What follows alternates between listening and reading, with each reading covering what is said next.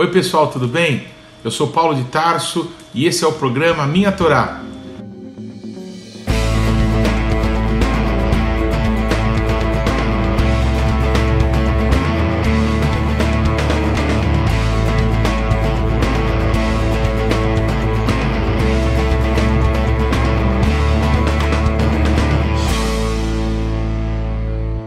E olha, não se esqueça de deixar o seu like, de se inscrever no canal e de ativar o sininho de notificações. Que Deus te abençoe.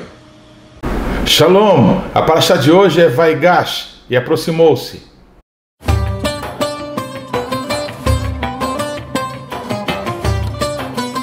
A parashá de hoje está em Gênesis, capítulo 44, do versículo 18 até Gênesis 47, versículo 27.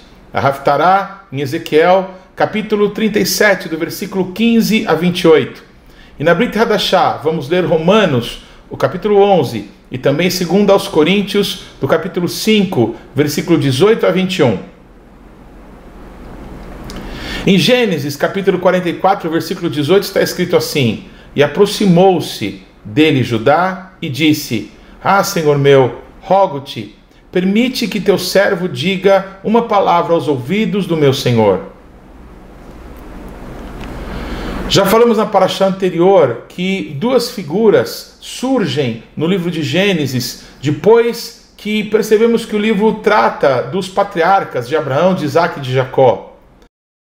A figura de José e a figura de Judá aparecem como marcos. A figura de José e a figura de Judá aparecem como figuras que apontam para Yeshua, que apontam para o Mashiach. É de Judá que vem o leão da tribo de Judá. Israel profetiza sobre o seu filho quando o abençoa, dizendo: Judá é leãozinho, o cetro não se arredará de Judá até que venha Shiló. A palavra Shiló vem de Shaliach, o apóstolo do pai. Enquanto a vida de José, de Yosef, apontam para detalhes da vida de Yeshua, para situações que ele passou, que ele enfrentou, que ele viveu. Portanto, é como se os patriarcas falassem da formação do povo, mas a vida de José e de Judá apontassem para a redenção. E logo de cara, no início dessa parashá, uma palavra tão tocante: e Judá aproximou-se. Foi justamente Judá, aquela pessoa que disse para não matarem o seu irmão, mas que o vendessem como escravo. Eu fico imaginando naquele momento em que Yosef, José, sabia e discernia todas as coisas. Ele sabia quem eram os irmãos, ele lembrava de tudo que tinha passado com eles, mas os seus irmãos não discerniam quem era José. Eles achavam que estavam falando com um egípcio muito importante, muito poderoso, não podiam imaginar que era um irmão que eles tinham vendido e que eles pensaram matar. José certamente lembrou daquele momento em que o próprio Judá, que estava ali falando com ele e que pediu para se aproximar, sugeriu que vendessem ele como escravo para aquela caravana de ismaelitas que passava. Pareceu um ato de bondade de Judá, mas pensem um pouquinho: sair da casa dos seus pais, sair do lugar de conforto perto da sua família para sofrer como um escravo, para ser algemado e conduzido para uma outra nação. Que situação dolorosa José viveu e que lembranças amargas ele deveria ter. Por um outro lado, Judá não imaginava quem era aquele homem. O seu nome era um nome muito diferente para eles: Tsafenak Paniak, um nome egípcio, casado com uma mulher egípcia chamada Zenat. Como ele poderia imaginar que aquele homem, atrás daquela peruca, daquelas vestes, daquele peito desnudo, havia ali um filho de Abraão? Havia alguém ali que nunca se desviou do conselho de Deus, da direção do Senhor, mesmo nos momentos mais difíceis, que ele parecia ter sido esquecido por Deus e por todos. José, Yosef, permaneceu fiel ao propósito de Deus na sua vida, aos sonhos que Deus lhe dera. E ali diante dos seus olhos, aqueles sonhos pareciam estar acontecendo, pareciam estar se transformando em realidade. Como não pensar em Yeshua, que diante dos seus tosqueadores, como uma ovelha muda, não abriu a boca? Yeshua, que ouviu dos seus discípulos: Eu não te deixarei, de maneira nenhuma te abandonarei. Yeshua viu um a um sumindo, fugindo, depois de Jesus ter sido traído por um dos seus 12. Mesmo Pedro, que dizia: eu vou morrer contigo se você for preso e morrer. E Jesus disse: todos vocês se escandalizarão de mim, pois poucas horas tinham se passado e todos tinham desaparecido, todos diante daquela coisa terrível do sofrimento que Yeshua passou. Eles não aguentaram ver aquilo tudo, e eles, tropeçando naquela situação, eles foram embora, eles se desviaram do caminho. E Yeshua viu o próprio Pedro negar-lhe por 3 vezes, como ele tinha profetizado para Pedro. Yeshua foi escarnecido por Herodes, ele foi zombado pelo orgulho de Pôncio Pilatos. Jesus foi preterido pela multidão para que Barrabás fosse solto. A mesma multidão que Jesus curou de enfermidades, a mesma multidão que comeu pão que ele multiplicou, foi a multidão que disse: crucifica-o. Jesus, chegando em Jerusalém, ele olha para a cidade e chora e diz: vocês nunca mais me verão, até que todo Israel possa dizer em uma só voz: bendito é aquele que vem em nome do Eterno. Enquanto não reconhecerem a quem transpassaram, enquanto não declararem em alto e bom som que realmente não existe nenhum outro além de Yeshua, como o Mashiach glorioso de Israel, muitas coisas ainda acontecerão para o povo de Israel. Mas está escrito: todo Israel será salvo. Judá, os teus irmãos te louvarão. Essa palavra de bênção liberada sobre Judá apontava para um fenômeno que hoje vemos com os nossos olhos, mas muitas vezes não prestamos atenção devida. Hoje, qualquer descendente de Abraão e de Isaque, em todas as nações da terra, são chamados de judeus. Não são mais da tribo de Ruben, de Simeão, de Issacar. Todos são chamados de judeus. Até os levitas e os sacerdotes, que ainda muitos deles guardam a sua genealogia e podem se reconhecer e se afirmar como descendentes de Arão, como descendente dos levitas, até eles também são chamados de judeus por todos. Judá, os teus irmãos te louvarão. Pois reconhecer que todos os hebreus são chamados pelo nome de Judá é a honra que a Torá tratava a respeito desse patriarca e dessa tribo. Nos parece que a história de Judá e de José estão intimamente ligadas. Assim como nessa história, Judá se aproxima de José, nós vemos em outros trechos da Torá, Judá entregando a sua própria vida para que o seu irmão caçula Benjamim não seja tocado. E nós vemos essas duas tribos, o Mashiach se manifestar e o apóstolo dos não-judeus ser levantado por Yeshua, a saber, Paulo de Tarso. Essa integração das 3 tribos, Judá, José e Benjamim, elas estão manifestas no Mishkan, no tabernáculo, aquele santuário que Deus ordenou que Moisés construísse quando eles estavam naquele período de 40 anos, peregrinando no deserto, para que pudessem entrar e possuir a terra prometida. Pois quando aquele santuário foi construído, Deus ordenou a posição específica de cada uma das 12 tribos de Israel, inclusive da tribo dos levitas, porque a tribo de José foi dividida entre 2 tribos, a tribo de Efraim e a tribo de Manassés. Pois a posição que ocupava a tribo de Manassés e de Efraim, filhos de José, era exatamente a mesma posição de Benjamim, o filho caçula de Israel e de Raquel. Parece que uma ligação muito maior do que ser irmãos, muito maior do que uma situação que aconteceu no passado. Parece que havia um propósito de Deus para com esses irmãos e para com as tribos que eles representariam. A posição que eles ficavam ao ocidente do Mishkan, ao ocidente do tabernáculo, enquanto exatamente na posição contrária ao oriente, de frente para a única porta que havia no Mishkan, no tabernáculo, ficava a tribo de Judá. Porque a única porta, que é chamada Haderer, o caminho, ela estava de frente à tribo de Judá. Porque de Judá vem o leão da tribo de Judá. Yeshua é ele que entrará pelo Haderer, pelo Haemet e pelo Hahaim, pelas 3 portas, o caminho, a verdade e a vida. E ninguém chega no Kodesh HaKodashim, ninguém vai ao Pai, senão por ele, senão por esse caminho aberto com o seu sangue, esse caminho que nos foi dado pelo seu sacrifício. Seguindo o caminho do sol, do oriente para o ocidente, parece que esse caminho é o caminho que é feito para que Judá se encontre com José, mas esse caminho percorrido parece que aponta justamente para esse encontro. O nosso Deus tem encontros para nós, o nosso Deus tem reconciliação para os seus filhos, o ministério da reconciliação nos foi entregue. Assim como na cruz convergiam todas as coisas que existem, os céus e a terra, o oriente e do ocidente, os judeus e os não-judeus, o passado e o futuro, todas as coisas convergiam no Mashiach, que se entregou por amor de nós na cruz do Calvário, para honrar a vontade do Pai que está nos céus. Está escrito assim em 2 Coríntios 5, 18 a 21, ora, tudo provém de Deus, que nos reconciliou consigo mesmo, por meio do Mashiach, e nos deu o ministério da reconciliação, a saber, que Deus estava no Mashiach, reconciliando consigo o mundo, não imputando aos homens as suas transgressões, e nos confiou a palavra da reconciliação, de sorte que somos embaixadores, em nome do Mashiach, como se Deus exortasse por nosso intermédio. Em nome do Mashiach, pois rogamos que os reconcilieis com Deus. Aquele que não conheceu o pecado, ele o fez pecado por nós, para que nele fôssemos feitos justiça de Deus. Há tantas figuras na Bíblia sobre a ligação de Judá com José, na verdade na vida dos seus filhos Efraim e Manassés.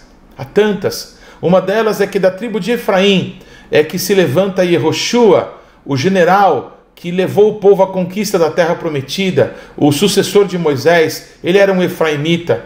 E quando Eleazar, filho de Arão, vai lançar as sortes para saber que possessão de terra mereceria cada tribo, a primeira tribo a herdar a terra prometida foi a tribo de Yehudá, a tribo de Judá. A segunda tribo foi a tribo de Efraim. Quando Judá entra na posse daquilo que Deus tem para eles, o segundo grupo a receber a posse e a bênção é Efraim. Efraim é filho de José com uma egípcia. Ele é um fruto misturado. Ele é um gentil. Ele não nasce de ventre hebreu. Não por isso menos amado por Deus. Pois a bênção que outrora esteve com Abraham Avino, de ser um pai de nações, um pai de numerosas nações, essa bênção que esteve com Abraão, ela passa para Isaac, e depois Isaac deixa essa bênção com Jacó, e Jacó tem essa bênção ratificada pelo próprio Deus em sua vida. Mas Jacó, que teve 13 filhos, 12 homens e uma mulher, ele não deixa esse poder, essa capacidade, essa unção, essa bênção de ser um pai de nações para nenhum dos seus 13 filhos. Ele deixa para um neto seu, ele deixa para Efraim, o filho caçula, o filho misturado de José com uma egípcia, com Azenate. Pois essa mistura dos dois povos era um segredo, diz o apóstolo Paulo, que estava escondido no coração de Deus, mas nesse tempo foi revelado a nós pelos santos apóstolos e profetas. Dos dois povos o Senhor fez um. A parede da divisão que estava entre nós foi derrubado. Foi derrubado porque um caminho de vida foi estabelecido do Oriente para o Ocidente, em Yeshua, o autor e o consumador da nossa fé. Ele é o mesmo ontem, hoje e será o mesmo para sempre. E Yeshua é o bom pastor, aquele que dá vida pelas suas ovelhas. As ovelhas da casa de Israel reconhecerão em Yeshua como seu único pastor, o único que deu a sua vida para que pudesse salvar toda a casa de Israel. Mas os judeus ainda reconhecerão que Yeshua também tem ovelhas em outros pastos, que Yeshua também tem ovelhas que precisavam ser trazidas, pastoreadas, conduzidas, porque enfim se cumprirá a palavra e haverá apenas um pastor e um rebanho. Que maravilhoso vermos isso, que emocionante estarmos tão perto de ver a história cumprida diante dos nossos olhos. Nós somos os filhos dos profetas, as profecias de gerações parece que estão todas culminando em nós, na nossa geração, nas gerações que estão vindo agora depois de nós. Bendito e engrandecido seja o nosso Deus para sempre. No ano de 2014, no meio da guerra da faixa de Gaza, em que os palestinos estavam cavando túneis para que pudessem fazer um ataque terrível e matar milhares e milhares de pessoas na terra de Israel, o Senhor nos deu uma direção para profetizar a unidade do povo de Cristo, a restauração da igreja nos propósitos eternos que Deus tem para ela e a restauração da casa de Israel. Pois no meio de uma conferência de batalha espiritual, dirigida pela apóstola Neuza Tioca, nós conseguimos juntar milhares de pessoas e fizemos um jejum de 12 horas. Naquela guerra de 2014, o dia em que nós ficamos 12 horas jejuando e orando por Israel, jejuando e orando pelo povo de Deus, houve 12 horas de cessar-fogo. Naquela guerra, o primeiro cessar-fogo que teve foi naquele dia, no mesmo tempo em que nós oramos aqui, houve um cessar-fogo em Israel. Pois houve um momento daquele congresso que nós juntamos alguns judeus que estavam ali conosco e juntamos toda aquela congregação para orar, para abençoar a Israel, para clamar ao nosso Deus que livrasse o seu povo daqueles ataques, que o exército de Israel pudesse ser fortalecido pelo braço do poderoso de Jacó, quem o susteve por toda a sua vida, para que eles pudessem ser livres daqueles ataques terríveis, daqueles ataques terroristas. Deus fez uma grande obra e mudou a cena daquela guerra, e logo depois daquela guerra foi vencida, pois naquela tarde memorável, Deus colocou no meu coração fazer um ato profético diante daquela multidão de irmãos que estavam ali reunidos. E eu tenho aqui em minhas mãos os objetos que foram usados naquela tarde memorável. 2 madeirinhas. Numa delas está escrito: Lei Yehudá Vebenei Israel, para Judá e para os filhos de Israel. E na outra está escrito assim: Lei Yosef Etz Efraim Vekol Beit Israel, para José, vara de Efraim e toda a casa de Israel. Pois naquele dia eu juntei essas 2 varas na minha mão, e quem olhava para as minhas mãos podia imaginar que era uma só vara na minha mão, pois foi exatamente isso que o nosso Deus ordenou que o profeta Ezequiel fizesse, que ele tomasse 2 varas e escrevesse, como eu escrevi nessas 2, essas frases, para Judá e para os filhos de Israel, para José, vara de Efraim, e para toda a casa de Israel. Assim, Judá e Efraim, assim os judeus e a igreja serão juntadas na mão do nosso Deus, e nós seremos um só povo no meio dessa terra, teremos um só Deus para sempre, e nós seremos o povo de exclusividade do Eterno. Bendito e engrandecido seja o seu nome. Pois quantas coisas o nosso Deus tem feito por amor de nós, manifestando o cumprimento de tantas palavras proféticas.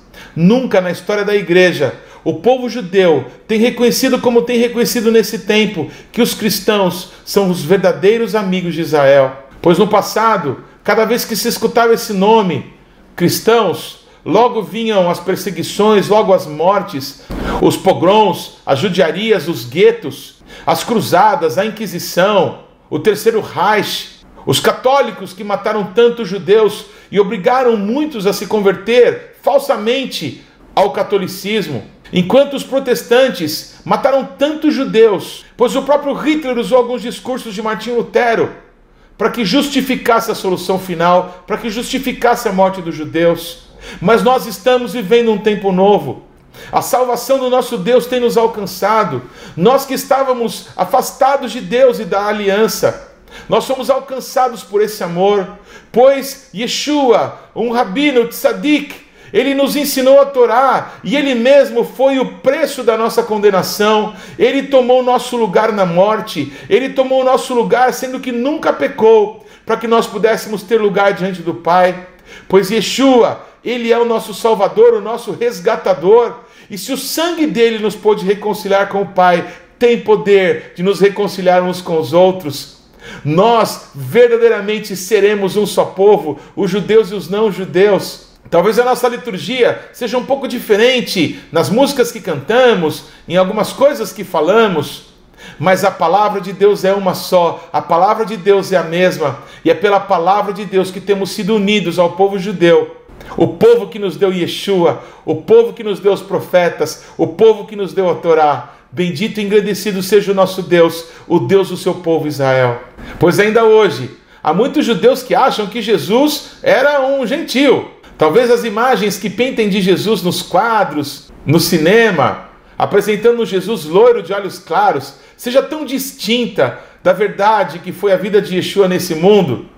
Mas quem se aproxima de perto verá que não são características físicas, mas a vida, a santidade, a pureza, a eternidade de Deus estava nele e está agora na igreja, está agora em todos aqueles que invocam o nome do Eterno, através do nome, sobre todo nome, o nome de Yeshua.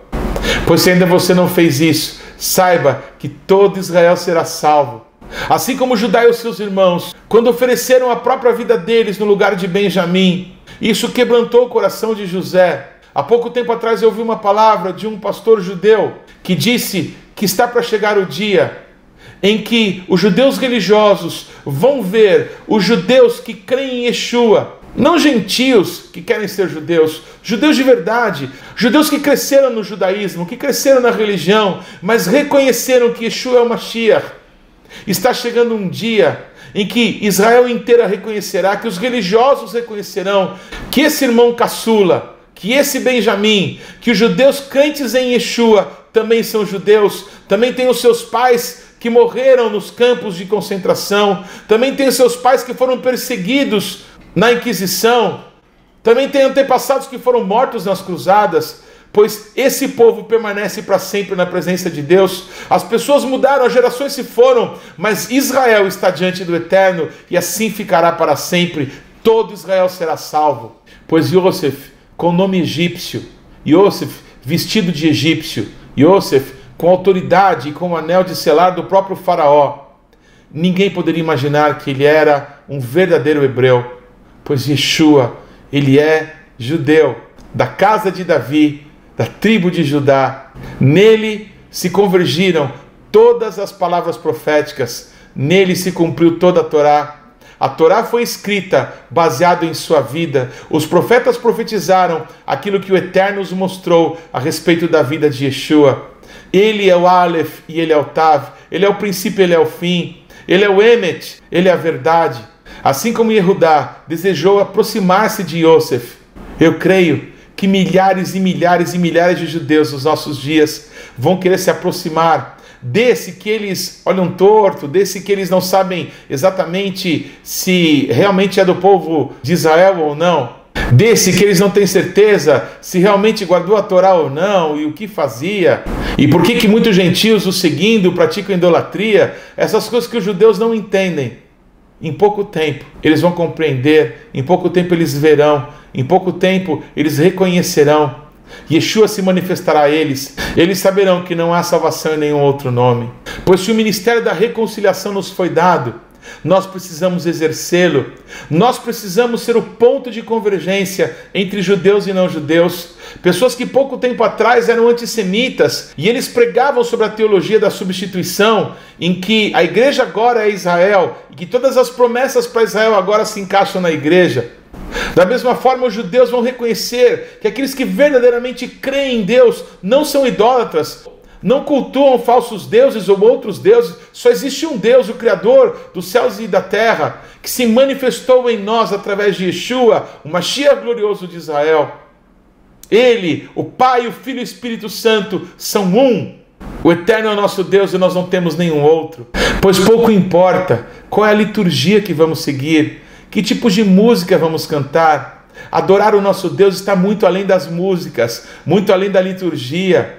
Reconhecer que o nosso Deus é o único Senhor, reconhecer a eternidade dentro de nós, nos faz mais humildes, nos faz reconhecer o que Yeshua fez por nós naquela cruz, nos faz reconhecer, como eu, um não-judeu, de que a salvação me alcançou. Eu tenho que ser grato, eu não tenho que disputar lugares, eu tenho que reconhecer que um lugar foi preparado para mim, que Deus se importou comigo mesmo nos confins da terra, eu fui amado com a minha família. Então bendito seja o nosso Deus que tem restaurado a casa de Israel, bendito seja o nosso Deus que tem tocado pessoas que há pouco tempo atrás serviam a ídolos, serviam a demônios, mas que agora foram chamados para servir o Deus vivo.